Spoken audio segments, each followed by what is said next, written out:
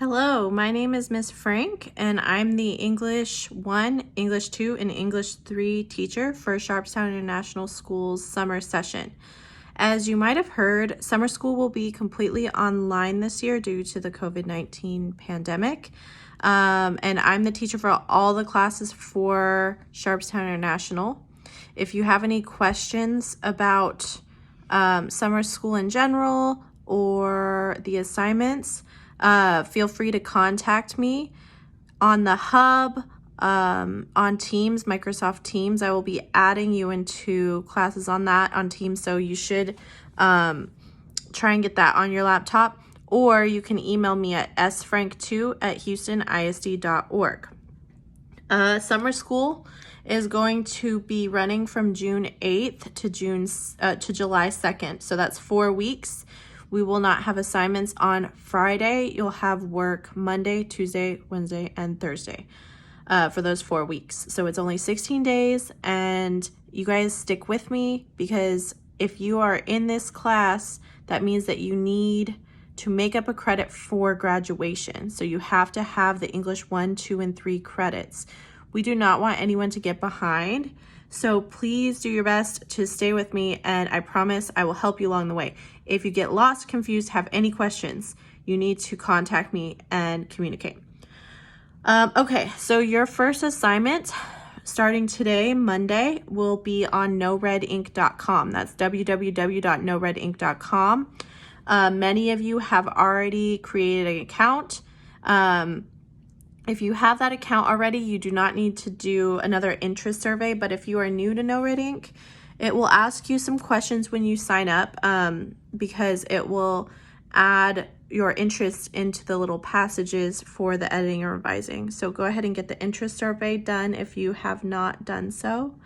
The class code for high school summer school for all courses is going to be Icy Mouse 91. I will post that on the hub, but in case you don't see on the hub, it's ICY space MOUSE space 91. And there's a space in between the words and the number, no capitalization. The course name for No Red Ink is High School Summer School. So all of the grades will have the same assignments for No Red Ink, and then some of the other assignments will be different depending on what grade you're in or what credit you need. So the first assignment for No Red Ink that we're going to go ahead and start today is about subject-verb agreement. So I wanted to give you a little refresher on what subject-verb agreement means. So basically, the subject of your sentence, which is going to be a noun, needs to match the verb of your sentence. And the verb is your action. So No Red Ink is going to provide you with a short little lesson on subject-verb agreement, which I will also summarize for you here.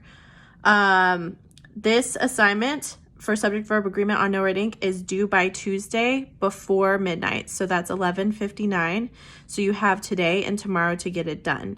I'm going to need you guys to stay on top of everything and don't be turning in work, weeks late. I'm not gonna be taking that. So as soon as I put it in the grade book, which is fair game after midnight tomorrow, it will be considered late, and I'm not going to be taking a whole lot of late work. If you do need extra time, you need to communicate with me about it, but after the week is up, I won't be taking it.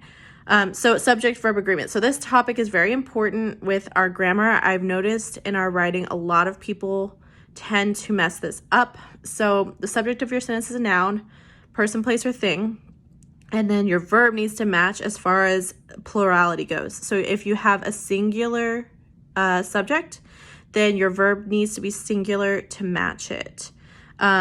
For example, if I said the students are happy, that would be correct, because students is plural and are is the plural version of the verb is. Therefore, my subject and my verb are both plural. They both match. That's proper grammar. If I said the students is happy, to some of y'all that automatically sounds wrong, because it is. Some people, maybe it doesn't sound wrong, but we need to think about that if I say students plural and then I have a singular verb, that's going to be problematic and lead to grammar errors. So here I have a bit of that written down for you to see. Let's see, can I flip it? No, apparently I can't flip it in the middle of a recording. So I have the students are happy and the student is happy. So that would be considered properly use subject-verb agreement for that sentence. So it does go into a little bit more detail in the no writing practice. You are going to have to identify verbs in sentences first, and then you'll be doing some basic matching of the subject-verb agreement, like the example that I provided. Another more specific topic within subject-verb agreement is here versus there. So if we are using here, then we are going to use a plural verb. Here are 5 ice cream cones, versus there, which is singular. So I would say there is 1 ice cream cone. So the here and the there need to be matched properly with the is versus the are. So here are 5 ice cream cones versus there is 1 ice cream cone. So again, I have that written down.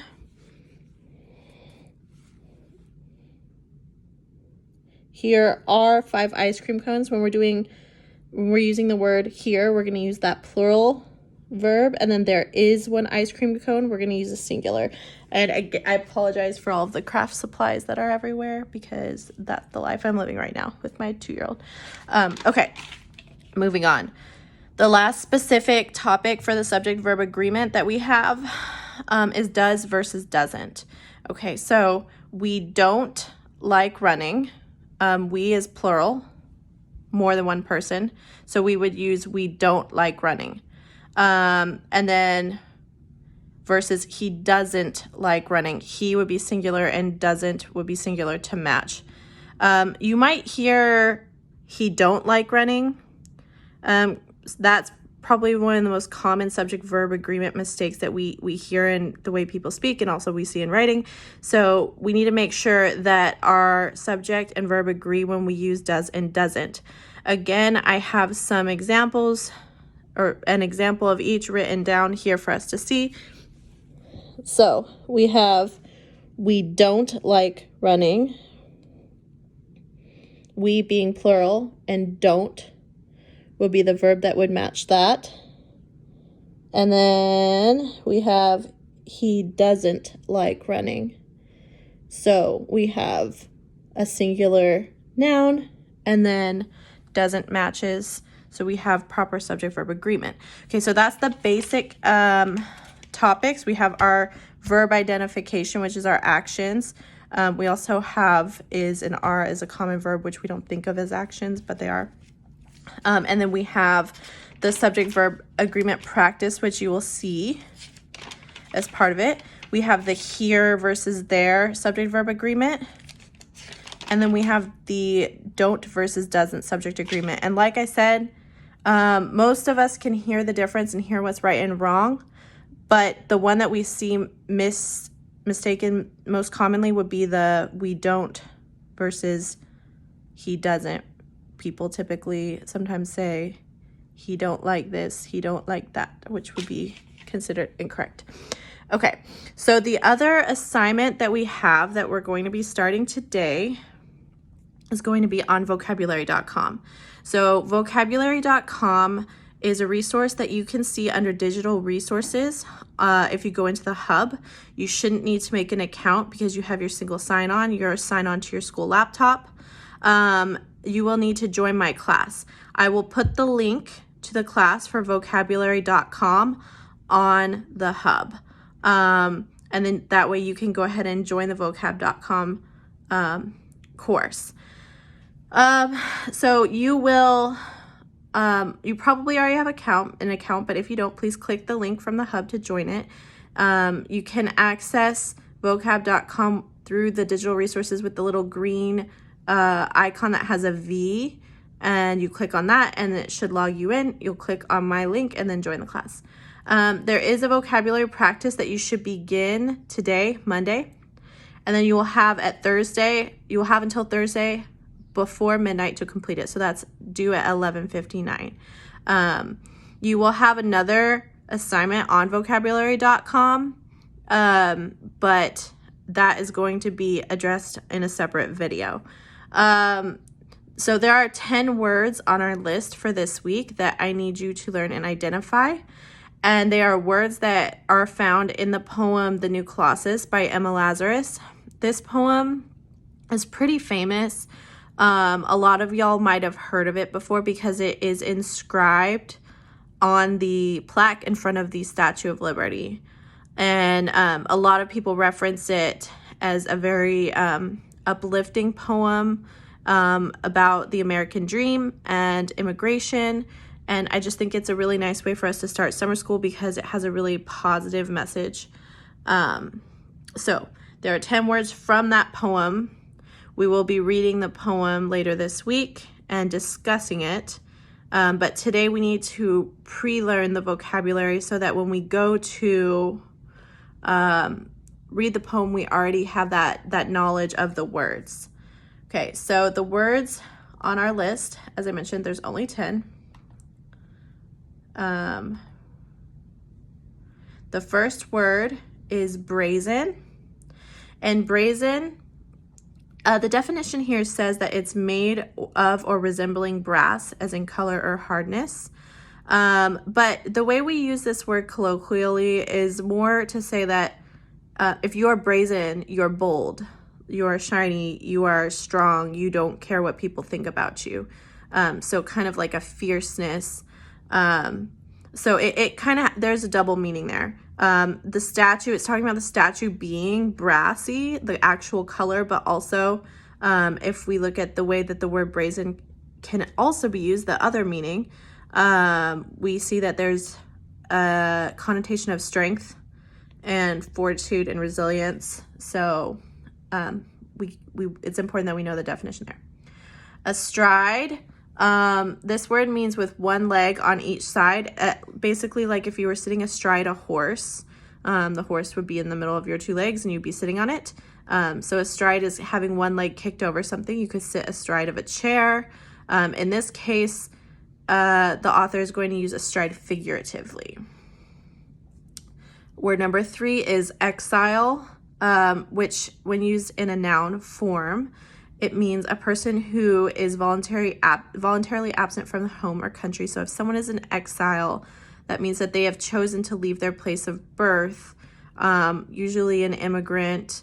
And it could be, the word exile can be a verb or a noun. Some of our vocabulary words have multiple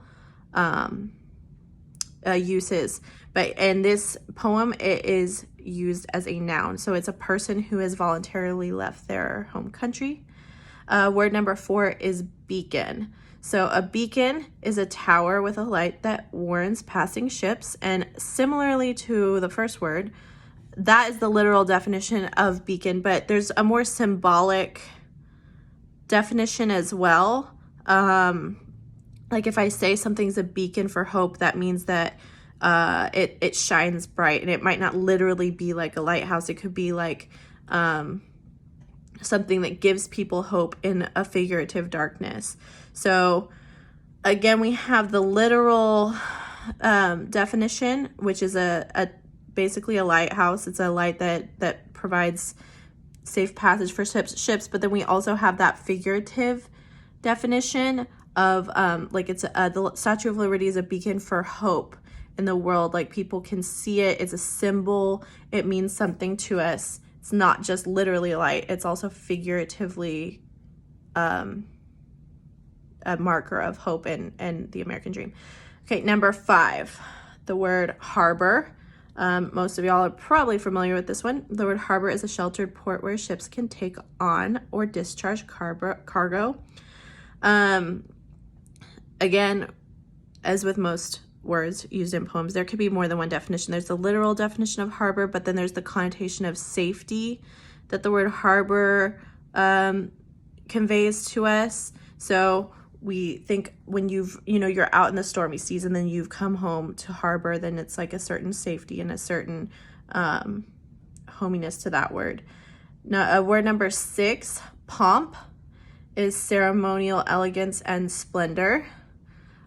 So this word, for any of you music nerds out there, the graduation song, I'm not going to sing it, the graduation song is called Pomp and Circumstance. It's basically meaning like this is a really big occasion, it's ceremonial, it's special, it's important, and we're going to have a big formal ceremony to celebrate the rite of passage. So that word pomp means like elegant and ceremonial and official.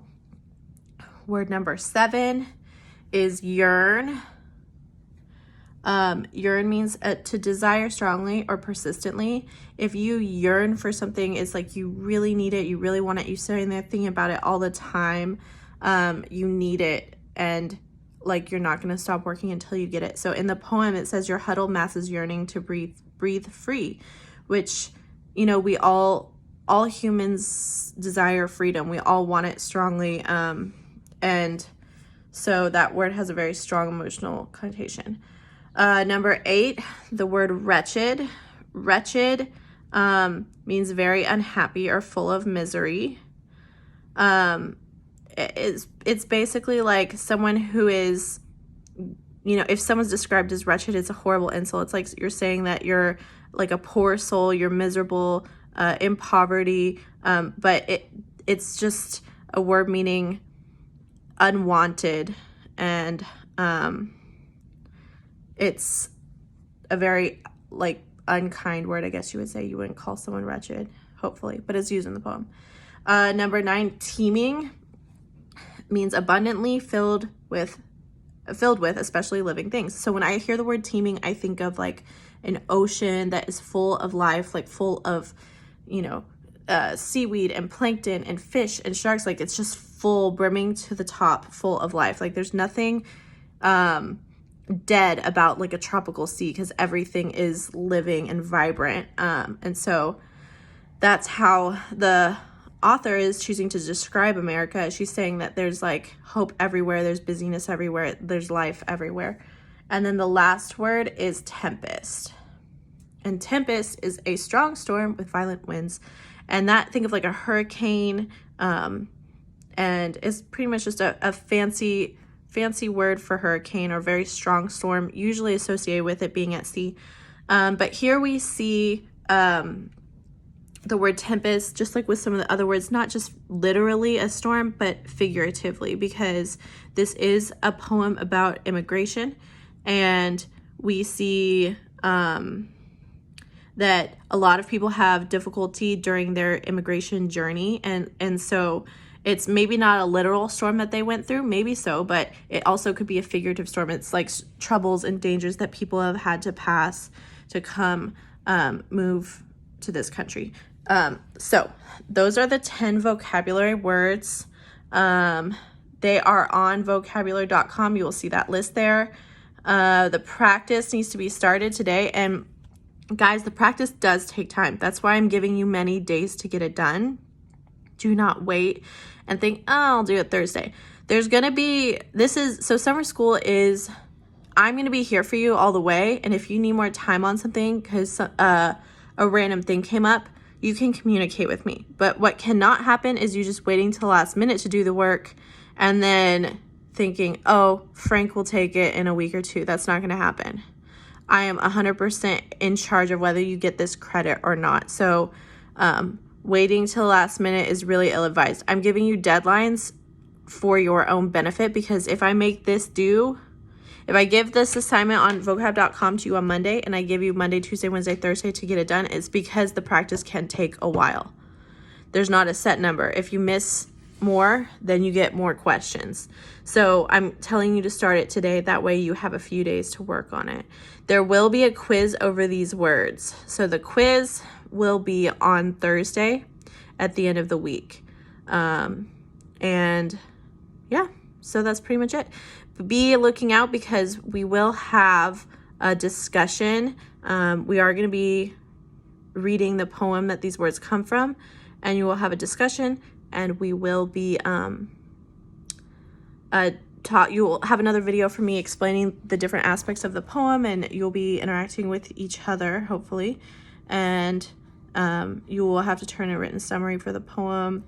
Yeah, that's pretty much it. So this week, we're focusing on 3 main things: No Red Ink, vocab.com, and the poem, The New Colossus by Emma Lazarus. And then next week, we will have new content. I will also be posting a weekly schedule on the hub so you can see what's coming up. And it'll be 1 week at a time though. So you'll see this week's, and then next week, at the beginning of the week, I'll post next week's schedule. And yeah, so if you have any questions, please feel free to email me at sfrank2@houstonisd.org. Please forgive my messy desk, and I hope you guys have a good day. Bye.